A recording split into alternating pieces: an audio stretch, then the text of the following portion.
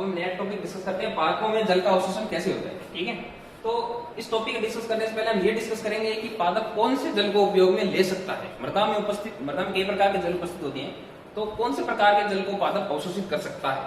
ठीक है, तो इसके अंदर आप ध्यान देना, पादप केवल केशीय जल को ही उपयोग में ले सकता है। पादप केवल केशीय जल को ही उपयोग में ले सकता है, उसके अलावा जितना भी जल है वो सारा पादप के लिए क्या होगा, व्यर्थ होगा। जितना भी संपूर्ण जल पादप मिट्टी के अंदर उपस्थित होता है उसको बोलते हैं होलार्ड। जो केशीय जल होता है उसको बोलते हैं क्रेसार्ड माइनस इकार्ड।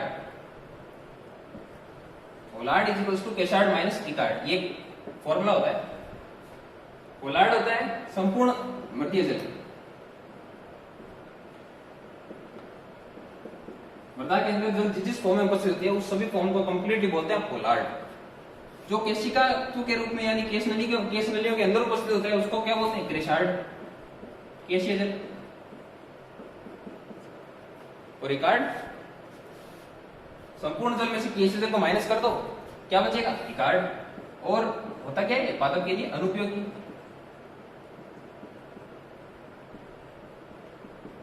अब इसके अंदर कई जल आते हैं, जैसे कि गुरुत्वीय जल आता है, रासायनिक जल आता है, मतलब जो केमिकल्स के साथ बाउंड कर लेते हैं, या कुछ जल जो नीचे चला जाता है काफी, उसको गुरुत्वीय जल बोलते हैं।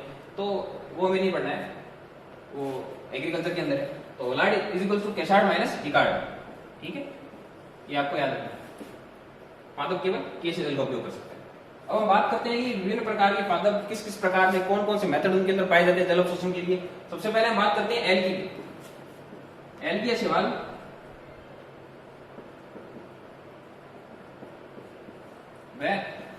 कवक, कवक को पहले पादप जगत के अंदर रखा गया था, बाद में कवक को अलग रखा गया था। तो अब कवक को भी इसके अंदर देख लेते हैं एक बार। एल्गी व कवक के अंदर जल अवशोषण के लिए कौन सी विधि पाई जाती है। एल्गी और कवक का शरीर थैलसनुमा होता है। एल्गी व कवक का शरीर थैलसनुमा होता है, थैलॉइड टाइप के प्लांट्स होते हैं एल्गी। ठीक है, तो जल के अवशोषण के लिए में विशेष प्रकार की कोई संरचना नहीं पाई जाती है, तो ये जल का अवशोषण किससे करेंगे, थैलस से। जल का अवशोषण, जल के अवशोषण कौन सी विधि पाई जाती है, संपूर्ण थैलस से। संपूर्ण थैलस, एल्गी संपूर्ण थैलस से जल का अवशोषण करती है। एल्गी के बाद कौन से प्लांट्स आते हैं, ब्रायोफाइटा। ब्रायोफाइटा, ब्रायोफाइटा की बात करें तो ब्रायोफाइटा के अंदर थैलस का थोड़ा विकास हुआ। ब्रायोफाइटा को राइजोइड्स पाए जाते हैं इसके अंदर। राइजोइड्स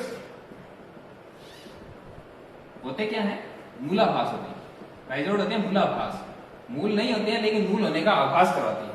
ठीक है, राइजोइड्स या मूलाभास ब्रायोफाइटा के अंदर पाए जाते हैं, जो जल के अवशोषण में महत्वपूर्ण भूमिका निभाते हैं। उसके बाद में एडवांस टाइप के प्लांट जैसे पेरिडोफाइटा, जिम्नोस्पर्म और एंजियोस्पर्म, इन सब के अंदर पेरिडोफाइटा, जिम्नोस्पर्म और एंजियोस्पर्म के अंदर विकसित मूल तंत्र पाया जाता है। क्लियर, पेरिडोफाइटा, जिम्नोस्पर्म और एंजियोस्पर्म में विकसित मूल तंत्र पाया जाता है, जल के अवशोषण के लिए महत्वपूर्ण भूमिका निभाता है। ठीक है, अब हम बात करते हैं कुछ ऐसे पादप होते हैं जो पादपों के ऊपर लगते हैं। कुछ ऐसे पादप जो पादपों के ऊपर लगते हैं उनको क्या बोलते हैं, एपिफाइट्स, अधिपादप। अधिपादप वे पादप जो पादपों के ऊपर ग्रो करते हैं। अब किसी प्लांट के ऊपर कोई जीव ग्रो कर रहा है तो सिंपल सी बात है, वो जल तो मृदा से नहीं ले पाएगा। ठीक है, अब मृदा से जल नहीं ले पाएगा, फिर जल का लेने का कोई और रास्ता, एग्जैक्टली वातावरणीय नमी को अवशोषित करते हैं।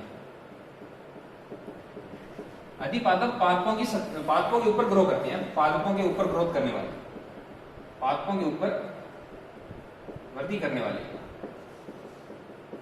अब ये पादपों के ऊपर वृद्धि करेंगे तो जड़ ये भूमि से जल का अवशोषण नहीं कर सकते। भूमि से जल का अवशोषण नहीं करेंगे तो दूसरा ऑप्शन कहां से बचता है इनको, वातावरणीय नमी को अवशोषित करना।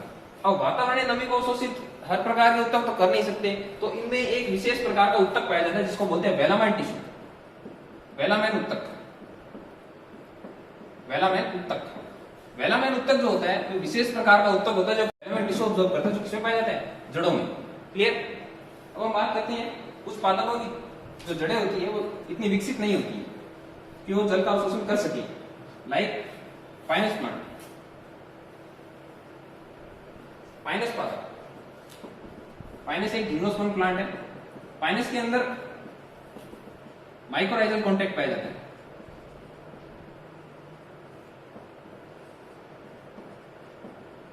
माइक्रोराइजल क्या होता है? कवक व पाइनस की जड़ों के मध्य सहजीवी संबंध।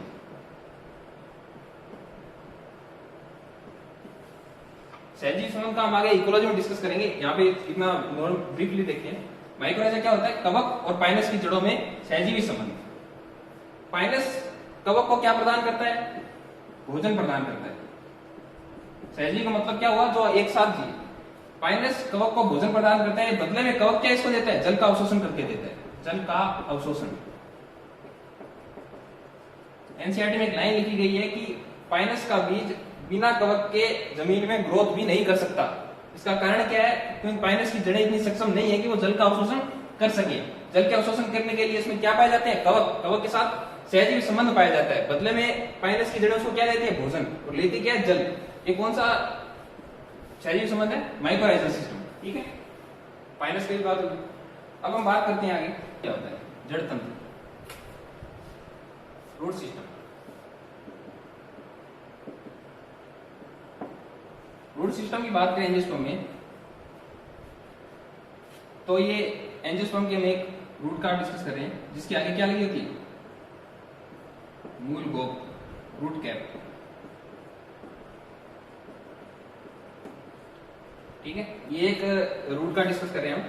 तो रूट के अंतिम छोर पर या प्रारंभिक सिरे पर मूल गोप पाई जाती है। इसी के मूल गोप के जस्ट नीचे वाले एरिया को बोलते हैं विभाजन क्षेत्र, विभज्योति क्षेत्र।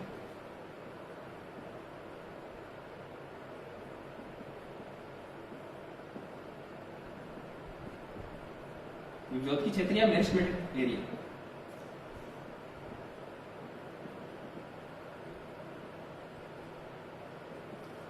मूल गोप वाले एरिया के थोड़ा सा ऊपर की तरफ कुछ कोशिकाओं, सक्रिय कोशिकाओं का समूह दिखाई देता है जिसको बोलते हैं विभज्योति क्षेत्र।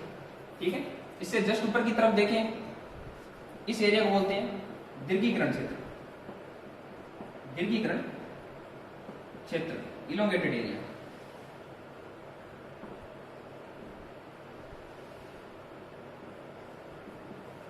और इससे ऊपर की तरफ देखें तो हमें एक यूनिसेलुलर धागेनुमा संरचना दिखाई देगी जिनको क्या बोलते हैं? इन धागेनुमा संरचनाओं को क्या बोलते हैं? मूल रोम, रूट हेयर। ठीक है, और इस एरिया क्या बोलते हैं? परिपक्वन क्षेत्र।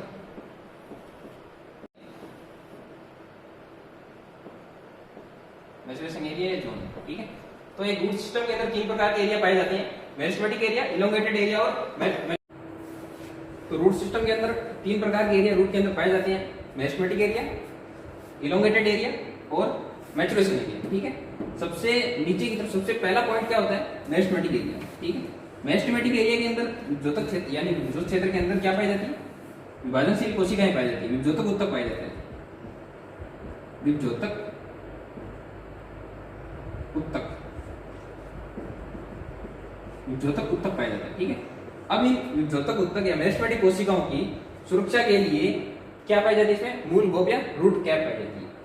विभज्योतक उत्तक या मेरिस्टेमेटिक सेल्स की सुरक्षा के लिए रूट के अंतिम सिरे पर क्या पाई जाती है? रूट कैप पाई जाती है। ठीक है, उसके बाद बात करें दीर्घीकरण क्षेत्र की। दीर्घीकरण क्षेत्र के अंदर क्या होता है? कोशिकाओं का इलोंगेशन होता है। इलोंगेशन यानी कि कोशिकाओं की लंबाई में वृद्धि होती है, साइज में ग्रोथ होती है। ठीक है, लास्ट बात करें मैचुरेशन एरिया। मैचुरेशन एरिया के अंदर कोशिकाओं का कार्य का विभाजन होता है और कोशिकाएं पूर्णतः विभेदित होती है, मैच्योर होती है। ठीक है, इसी एरिया में क्या पाए जाते हैं? रूट हेयर पाए जाते हैं। काफी बार जेट में पूछा गया क्वेश्चन है ये, रूट हेयर कौन से एरिया में पाए जाते हैं? परिपक्वन क्षेत्र। कई बार ये ऐसा आया गया है कि जल का सर्वाधिक अवशोषण, जल का सर्वाधिक अवशोषण मूल के किस भाग द्वारा होता है? क्योंकि मूल रोम क्या काम करते हैं? जल के अवशोषण के लिए महत्वपूर्ण भूमिका निभाते हैं। जल का मोस्टली अवशोषण कहां से होता है? मूल रोम से। मूल रोम पाए कहां जाते हैं? परिपक्वन क्षेत्र में, मैचुरेशन जोन में। तो उसका आंसर क्या था? Maturation area. ठीक है। तीन प्रकार के एरिया पाए जाते हैं, मेरिस्टेमेटिक, इलोंगेशन और मैचुरेशन। तीनों के फीचर्स देख लेते हैं। मेरिस्टेमेटिक एरिया विभ्योतक ऊतक में मेरिस्टेमेटिक विभ्योतक कोशिकाएं पाई जाती है, विभ्योतक कोशिकाएं। इन कोशिकाओं का फीचर क्या होता है? इन कोशिकाओं के अंदर घना साइटोप्लाज्म पाया जाता है, घना साइटोप्लाज्म। क्योंकि जो कोशिका विभाजित करती है उसमें पोषण की कमी नहीं होनी चाहिए, क्योंकि वो विभाजन नहीं करेगी यदि उसमें पोषण की कमी हुई। तो पोषण को क्या बोलते हैं हम? साइटोप्लाज्म। तो इन कोशिकाओं में घना साइटोप्लाज्म पाया जाएगा। सेल वॉल दो प्रकार की होती है, सेल चैप्टर में पढ़ा होगा।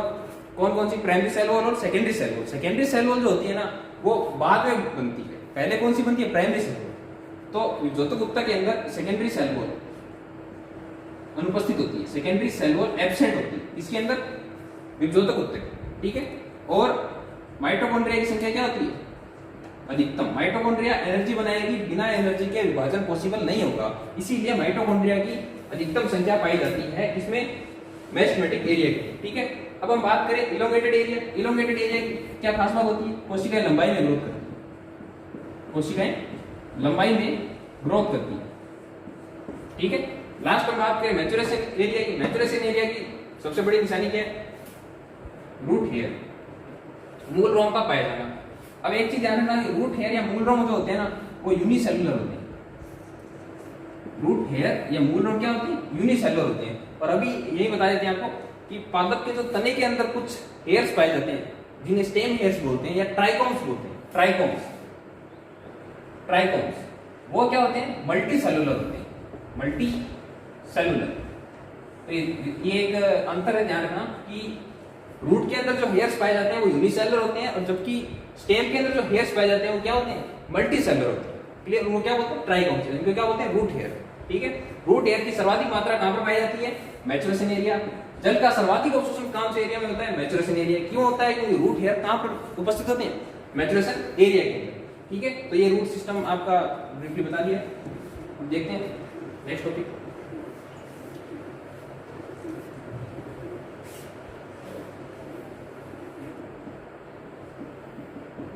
और दूसरा क्या है? निष्क्रिय जल अवशोषण।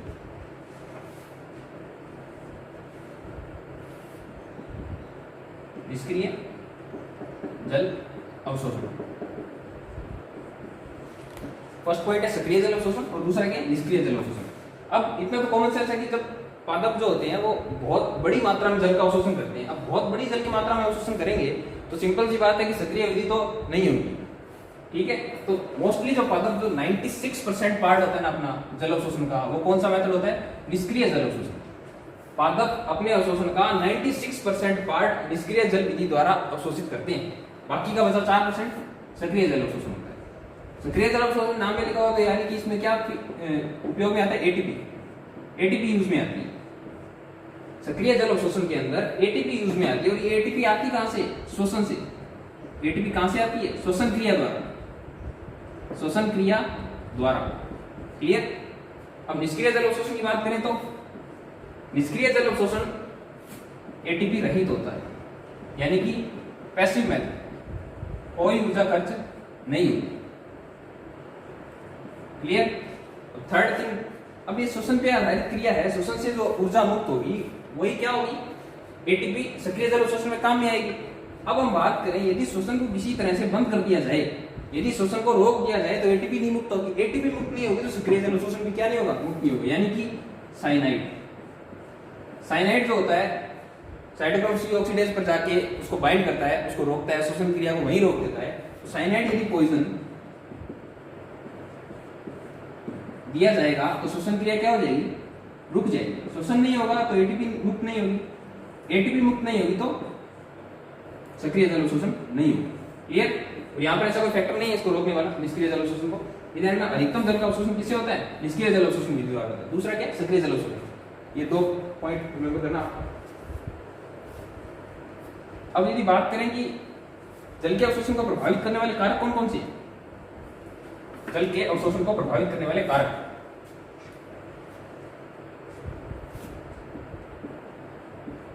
प्रभावित करने वाले कारक, जल के अवशोषण को प्रभावित करने वाले कारक सर ये 2 पार्ट में बना दो प्लीज। जल को, अब जल के अवशोषण को प्रभावित करने वाले कारक, ठीक है। सबसे पहला हम कारक डिस्कस करते हैं सॉइल की पीएच। सॉइल की पीएच जो होती है वो जल के अवशोषण के लिए महत्वपूर्ण योगदान निभाती है, क्योंकि यदि पीएच का मान कम या ज्यादा हुआ, पीएच कम या ज्यादा होगी तो जड़ें जो होती है, जड़ों के अंदर जो कोशिकाएं होती है वो पीएच इम्बैलेंस करती है। पीएच इम्बैलेंस होगा तो साइटोप्लाज्म जो होता है वो जल का अवशोषण आसानी से नहीं कर सकता, ठीक है।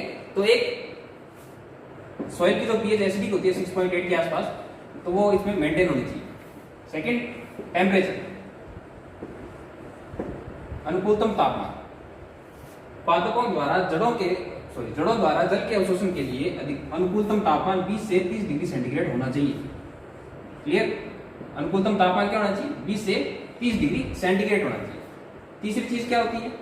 विलयन जो होता है वो अल्प पराशरी होना चाहिए। कौन सा होना चाहिए? अल्प पराशरी। सॉइल के अंदर जो जल है वो अल्प पराशरी जल होना चाहिए। सपोज ये प्लांट है, नीचे ये जड़ों के नीचे यदि अति पराशरी विलयन उपस्थित हुआ जल का, अति पराशरी होगा तो कोशिकाएं जो जड़ों में उपस्थित है वो जल का त्याग करने लगेगी और पादप में क्या आ जाएगी? जल की कमी आ जाएगी। लेने की बजाय पादप देने लग जाएगा जल, ठीक है। तो सॉल्यूशन क्या होना चाहिए? अल्प पराशरी जल होना चाहिए। क्लियर? फोर्थ चीज, ऑक्सीजन की मात्रा अधिक होनी चाहिए। ऑक्सीजन की मात्रा अधिक होनी चाहिए। सपोज दैट प्लांट के नीचे ये जैसे जलाक्रांत कंडीशन होती है ना, जलाक्रांत यानी कि पादप को हमने अच्छे ढंग से जल से भर दिया। जैसे ही जल से भरेंगे पूर्णतः, तो केस नली वाला जल जो होता है वो भी पादप उपयोग में नहीं ले सकता है, ठीक है। जलाक्रांत कंडीशन उपयोग में आ जाएगी, जलाक्रांत कंडीशन उत्पन्न होगी तो पादप में जितनी भी ऑक्सीजन होगी नीचे मृदा के अंदर वो सारी क्या हो जाएगी? खत्म हो जाएगी। ऑक्सीजन नहीं रहेगी नीचे। ऑक्सीजन नहीं रहेगी तो पादप की जड़ें जो होती है वो प्रोटीन को उपयोग में लेने लगेगी, शोषण के लिए प्रोटीन का उपयोग करने लगेगी। ये विशेष बात ध्यान रखना, जलाक्रांत कंडीशन के अंदर पादप प्रोटीन का उपयोग करता है शोषण के लिए। प्रोटीन का यदि शोषण के लिए उपयोग करेगा, इसको बोलते हैं प्रोटोप्लाज्मिक शोषण। कौन सा? प्रोटोप्लाज्मिक। प्रोटोप्लाज्मिक शोषण होने लगेगा। जब प्रोटोप्लाज्मिक शोषण होने लगेगा तो जड़ें नष्ट हो जाएगी। प्रोटोप्लाज्मिक शोषण होने लगेगा तो जड़ें क्या हो जाएगी? नष्ट हो जाने लगेगी, क्योंकि जो कोशिका की मेम्ब्रेन होती है ना वो प्रोटीन से ही बनी होती है। प्रोटीन जब खत्म होने लग गया तो सेल स्ट्रक्चर डिस्ट्रॉय हो जाएगी। सेल स्ट्रक्चर डिस्ट्रॉय होगी तो सेल क्या हो जाएगी? डिस्ट्रॉय हो जाएगी। तो O2 की मात्रा जल के अंदर होनी चाहिए, ठीक है। ये कुछ पॉइंट्स हैं, इनका ध्यान रखना। जल को प्रभावित करने जल के अवशोषण को प्रभावित करने वाले कारक कौन से। अब हम बात करें कि कोशिकाओं में जल की एंट्री कैसे होती है।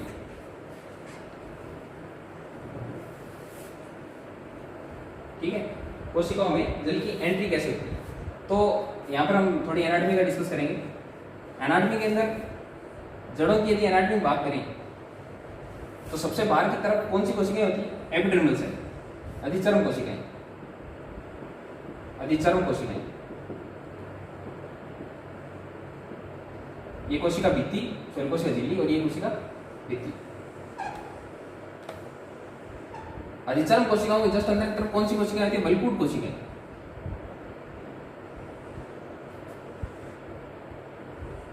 बलकूट कोशिकाएं।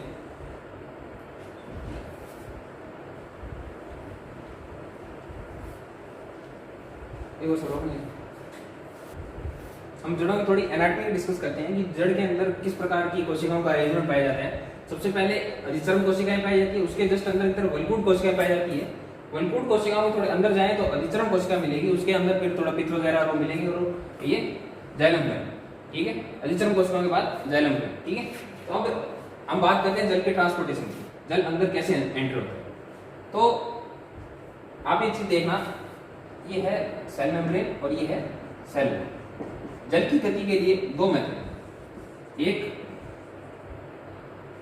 या तो जल कोशिका के अंदर एंटर कोशिका भित्ति और कोशिका झिल्ली के बीच में जो स्पेस प्रेजेंट है, यदि ये जल वहां से गति करे, कोशिका भित्ति और कोशिका झिल्ली के मध्य जो स्पेस प्रेजेंट है, जल वहां से गति करे, यानी कि जो कोशिका प्लांट सेल्स के बीच में जो इंटरस्टेशियल स्पेस प्रेजेंट है, ठीक है, अंतराली अवकाश जो उपस्थित है, जल वहां से गति करे। क्लियर? जल अंतराली अवकाशों से गति करे। दो कोशिकाओं के बीच जो अवकाश उपस्थित होता है वहां से गति करेगी, क्योंकि कोशिकाएं ढीली ढीली अरेंज होती है, ठीक है, वहां से गति करता हुआ अंदर पहुंचे।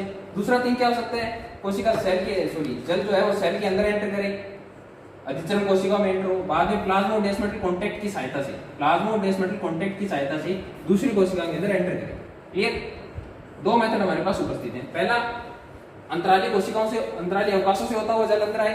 दूसरा मेथड कौन सा है, कोशिका टू कोशिका, यानी कि प्लाज्मोडेस्माटिक कांटेक्ट से होता हुआ जाए। तो पहला मेथड जो अंतराली अवकाशों से होकर जा रहा था उसको हम बोलते हैं एपोप्लास्ट।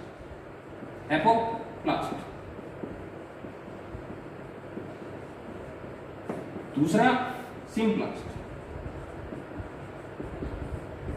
एपोप्लास्ट अंतराली अवकाशों से होते हुए जा रहा था जल, उस पथ को क्या बोलते हैं, एपोप्लास्ट मेथड। दूसरा कोशिका से जा रहा था जो, उसको बोलते हैं सिम्प्लास्ट मेथड। अब सिंपल सी बात है, यदि जल कोशिका के अंदर ही एंटर नहीं कर रहा है और बाहर से कोशिकाओं के बीच जो स्पेस प्रेजेंट है वहां से होता हुआ जा रहा है, तो जल एटीपी की आवश्यकता होगी क्या? एटीपी की आवश्यकता नहीं होगी। यानी कि एपोप्लास्ट कौन सा मेथड है, निष्क्रिय विधि। जल अवशोषण की निष्क्रिय विधि कौन सी है, एपोप्लास्ट।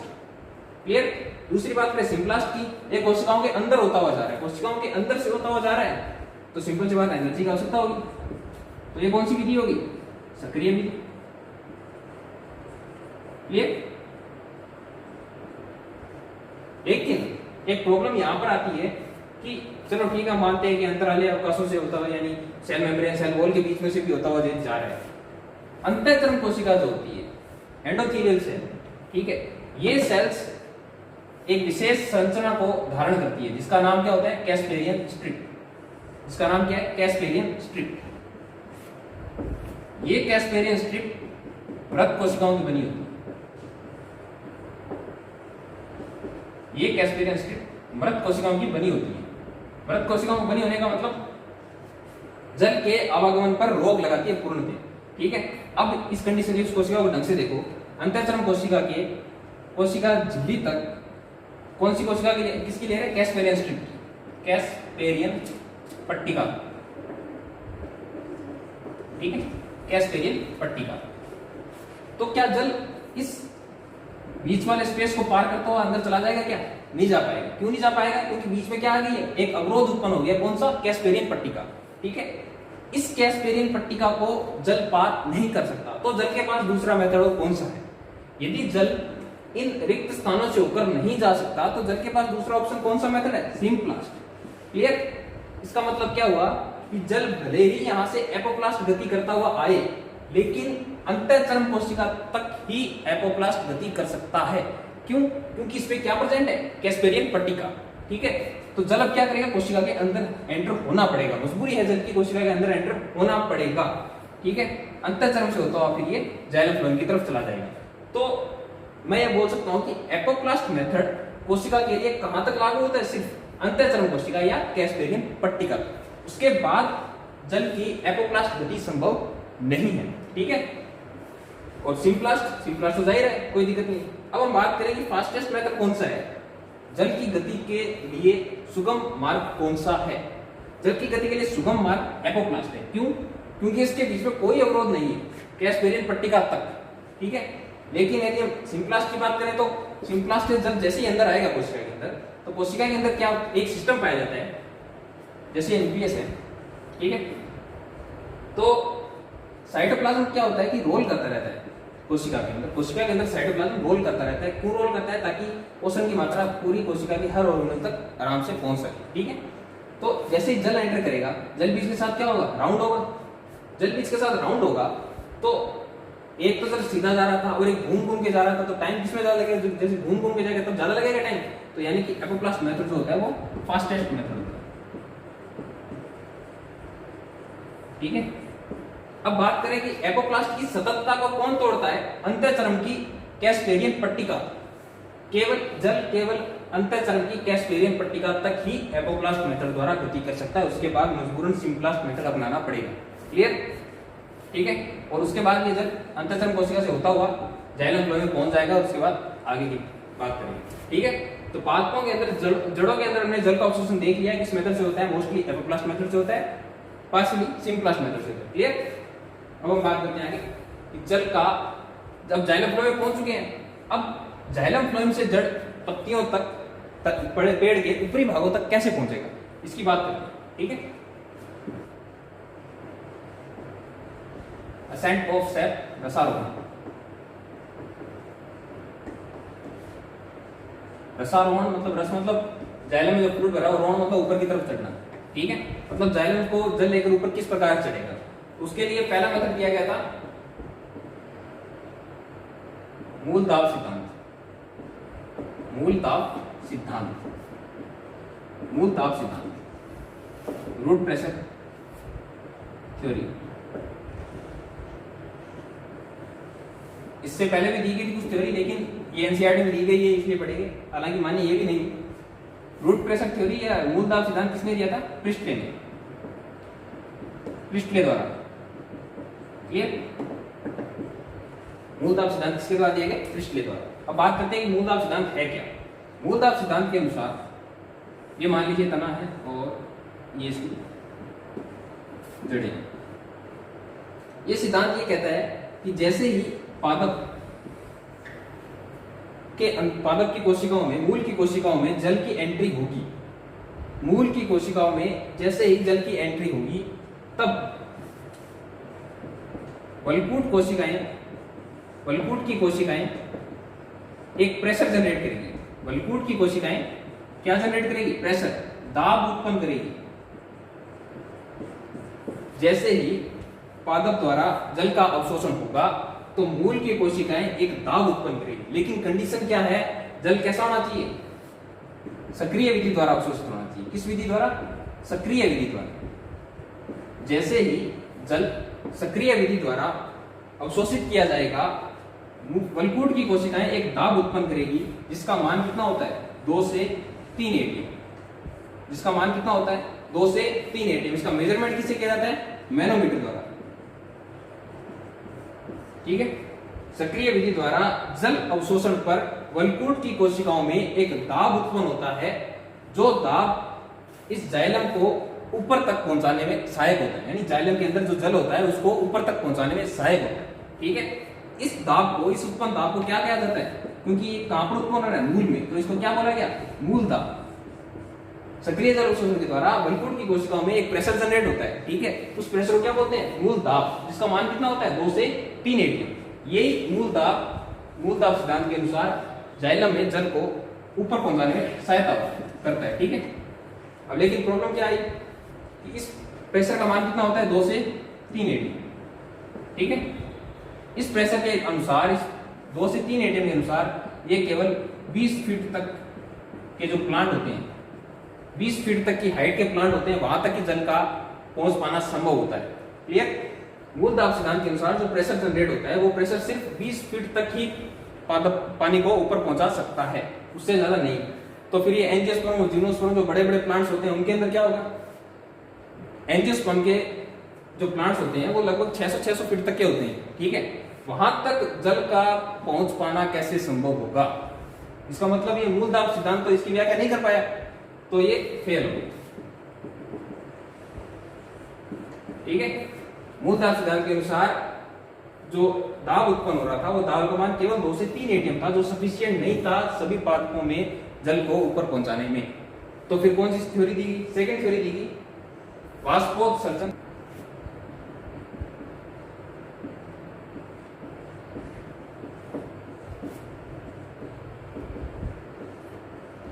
वाष्पोत्सर्जन कर्षण सिद्धांत किसके द्वारा किया गया? डिक्सन व जोली द्वारा। डिक्सन व जोली द्वारा। प्रतिपादन करता कौन है इसके? डिक्सन व जोली।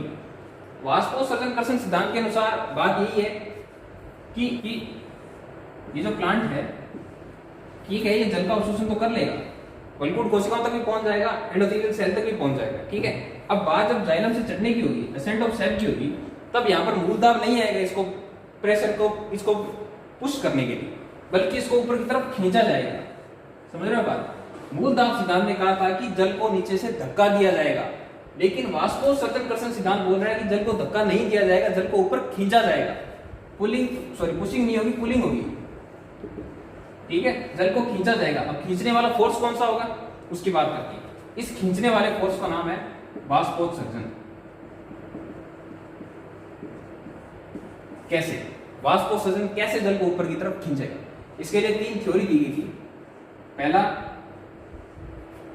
सहसंजन बल, दूसरा आसंजन बल, इसी के अंदर पढ़ रहे हैं, तीसरा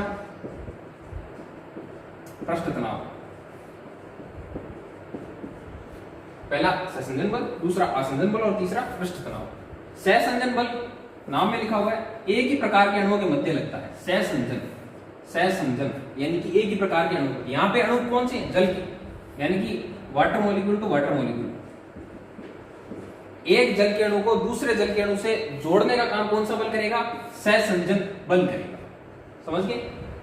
एक जल के अणु को दूसरे जल के अणु से जोड़ने का काम कौन सा बल करेगा? सहसंजन बल करेगा। आसंजन बल क्या होता है? आसंजन बल दो अलग अलग पदार्थों के बीच को जोड़ने का काम करेगा। यानी कि एक तो जल का मॉलिक्यूल हो गया और दूसरा जाइलम, कैपिलरी, यानी कि जाइलम वेसल्स। ठीक है, जाइलम वेसल्स। ये तो सहसंजन बल, और ये कौन सा बल हो गया? आसंजन बल। आसंजन बल, आसंजन बल जल के अणु को जाइलम वेसल से जोड़ने का काम करेगा। क्लियर? ये हो गया आसंजन बल। अब तीसरा है पृष्ठ तनाव। अब इस प्रकार से ये जल के मॉलिक्यूल आपस में चिपके हुए होते हैं और ये पूरा पूरा एक कॉलम बन जाता है। ये सारे जल के अणु आपस में सहसंजन बल द्वारा जुड़े होते हैं और जाइलम वेसल्स के द्वारा किससे जुड़े होते हैं? आसंजन बल द्वारा जुड़े होते हैं। इस प्रकार से एक जल का कॉलम बन जाता है, जिसको बोलते हैं जल स्तंभ, जिसको बोलते हैं जल स्तंभ। क्लियर? अब ये जल स्तंभ ऊपर की तरफ कोशिकाओं में आएगा, पत्ती की कोशिकाओं में। अब पत्ती की कोशिकाओं में आ रहा है, वहां से वाष्पोत्सर्जन हो रहा है, यानी कि जल के अणुओं का नुकसान हो रहा है। जैसे ही एक जल का अणु वाष्पोत्सर्जन के रूप में निकल जाएगा, वाष्पोत्सर्जित जल के रूप में, तब क्या होगा कि यहाँ पर पृष्ठ तनाव उत्पन्न होगा। क्या उत्पन्न होगा? पृष्ठ तनाव। अब इस स्थान को इस रिक्त स्थान को भरने के लिए ये जल का अणु ऊपर आएगा, क्योंकि क्या जनरेट हो रहा है? पृष्ठ तनाव। जैसे ही ये मॉलिक्यूल ऊपर आएगा, तब इसके साथ कौन सा मॉलिक्यूल जुड़ा हुआ है? सहसंजन बल द्वारा दूसरे जल का मॉलिक्यूल, जो क्या आएगा? इसके साथ ऊपर आएगा। जैसे ही एक मॉलिक्यूल का लॉस होगा, सारे मॉलिक्यूल ऊपर की तरफ खिसक जाएंगे। ठीक है? ये किसके द्वारा पॉसिबल होगा? वाष्पोत्सर्जन। वाष्पोत्सर्जन क्या जनरेट करता है? पृष्ठ तनाव। वाष्पोत्सर्जन क्या जनरेट करेगा? पृष्ठ तनाव जनरेट करेगा। पृष्ठ तनाव के फलस्वरूप ये जल का मॉलिक्यूल एनवायरमेंट में जाएगा। जो बचेगा रिक्त स्थान, इसको भरने के लिए कौन सा जल आएगा? नीचे दूसरा मॉलिक्यूल आएगा। क्यों आएगा? क्योंकि सहसंजन बल क्या कह रहा है? एक जल के मॉलिक्यूल को दूसरे जल के मॉलिक्यूल से कौन जोड़ता है? सहसंजन बल। तो आपस में जुड़े में एक जाएगा, दूसरा ऊपर आएगा, दूसरा आएगा, तो सारा सारा कॉलम ऊपर की तरफ शिफ्ट होगा। जैसे ही ऊपर शिफ्ट होगा, नीचे से नया मॉलिक्यूल इस कॉलम में ऐड हो जाएगा। ठीक है? तो इस प्रकार से जो जल स्तंभ है वो हमेशा क्या रहेगा? तट रहेगा। क्यों नहीं टूटेगा? पृष्ठ तनाव के कारण। क्लियर? तो वाष्पोत्सर्जन कर्षण सिद्धांत जल के खिंचाव की प्रक्रिया को पूर्णतः सिद्ध करता है कि जल किस प्रकार से ऊपर की तरफ खींचा जाता है। ठीक है? मूल दाब सिद्धांत के अंदर हमने बात की थी, जल को धक्का दिया जाता है, यानी कि पुशिंग फोर्स है वो। ध्यान रखना इस बात का। पुशिंग फोर्स कौन सा है? मूल दाब। और पुलिंग फोर्स कौन सा है? वाष्पोत्सर्जन कर्षण सिद्धांत। कौन सा है? वाष्पोत्सर्जन कर्षण सिद्धांत। ये जल को ऊपर की तरफ खींचता है और ये जल को नीचे से धक्का देता है। क्लियर? तो ये एक प्रकार से कौन सा फोर्स हो गया? Negative force. नेगेटिव फोर्स हो गया। क्लियर? वाष्पोत्सर्जन फोर्स जो होता है वो क्या होता है? Negative force. कौन से कारकों पर डिपेंड करता है? सहसंजन बल, आसंजन बल और पृष्ठ तनाव। ठीक है? और ये कौन कौन से मॉलिक्यूल को जोड़ने का काम करते हैं बताइए आपको। ठीक? तो असेंट ऑफ सैप की सबसे बेस्ट परिकल्पना कौन सी है? वाष्पोत्सर्जन कर्षण सिद्धांत। क्लियर? जो कि 600 फीट से भी ऊपर के पात्रों के लिए अप्लाई होती है। क्लियर? इसका कोई अपवाद नहीं है। क्लियर? और